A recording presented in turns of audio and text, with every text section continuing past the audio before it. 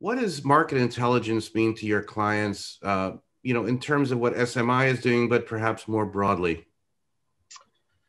Yeah, so more broadly speaking, I'd say overall market intelligence is the most valuable when you're looking at actuals, when you're looking at first party data, things like set top box data, retailers really relying more on loyalty data, membership, subscriber data, that kind of stuff, and not always relying on samples, I think is starting to get a lot more traction, at least in the Canadian market.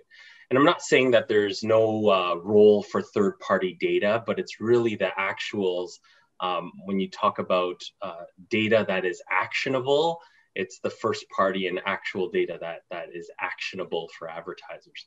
And, COVID is a prime example of that. Sales teams might have been telling their leadership team that, oh yeah, some sources are saying that advertising was down X percent, and not having that reliance that it is accurate or actuals is going to be a challenge because while we might be down, I don't know, 25%, but the market is down 19%, that presents a challenge. But if we were down 10% and the market is down 19%, then that might be a good opportunity for X company.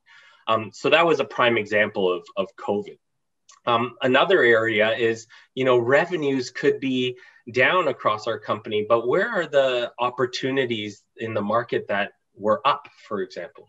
Programmatic, digital, OTT, those were areas that were strong in the 2020 year, and they were highlights. And again, going back to market intelligence and market intelligence being actionable, it's the ones that can show you what's happening outside of your own walls. It's the ones that are giving you a direction into where the opportunities lie. And then the last thing I wanted to mention here is just around measurement and tracking. Canada has been, I would say, a little bit slower to evolve tracking to become more cross-platform and omnichannel. And I think there's a massive opportunity and there's a lot of foundation in place for us to get to that point. Because that's what the advertisers care about. They want to know how their media is performing, how effective it is, regardless of where that advertising is being seen. And if we will start to see that evolution into cross-platform measurement and being able to understand how all the mediums work together, I think the marketers and we will start to see the industry move forward really quickly when we get to that point. Darrick, tell us how SMI and the data set fits into all of that around performance and benchmarks and how it's going in terms of the interest in the product in Canada. Yeah, for sure. So SMI, we're lucky in Canada because we have an extremely high coverage of understanding where the advertising dollars are going across all media types and media owners.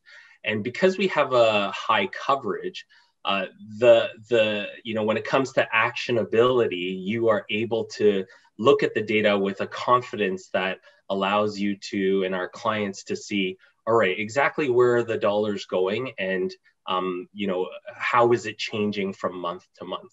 So SMI, we're in a unique place in the market where we're able to give both the buy side and the sell side an understanding of where has the industry moved, how is ad spend a predictor of the success in the market and the underlying reasons why our advertising is effective or not effective. And so SMI, we're helping the clients to really understand where the dollars are going, how to benchmark performance across advertising categories.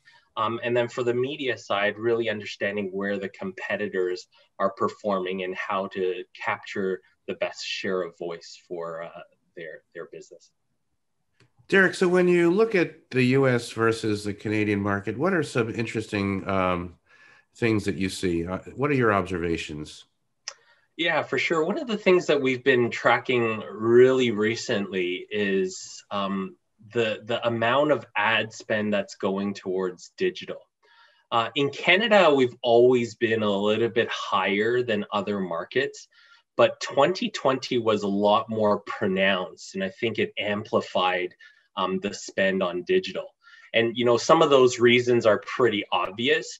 It being a more measurable medium, allowing you to do things a little bit easier programmatically without the need for people within offices to write the papers and work together.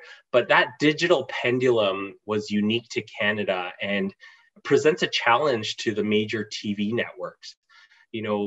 Google and Facebook, and to name two of many digital pure plays, have been capturing a lot of those dollars in the Canadian market, which has forced the Canadian media owners to fight over the crumbs a little bit and take a small piece of the pie and fight over the TV medium. And every medium specifically has its strengths and weaknesses. And what we saw in the Canadian market is, despite COVID, you had players like Rogers acquiring Rouge Media Group, an out-of-home operator. And they recognize that out-of-home is an opportunity to diversify and give their advertisers a little bit of a different way to execute a campaign that reaches different audiences. And again, going back to that digital pendulum, I think coming out of the great Q4 that we saw in Canada and some of the positive momentum that we're seeing in 2021, I think we're going to start to see that pendulum swing back a little bit for Canada, and you'll start to see some of those ad dollars go back to offline traditional media like it was previously in Canada.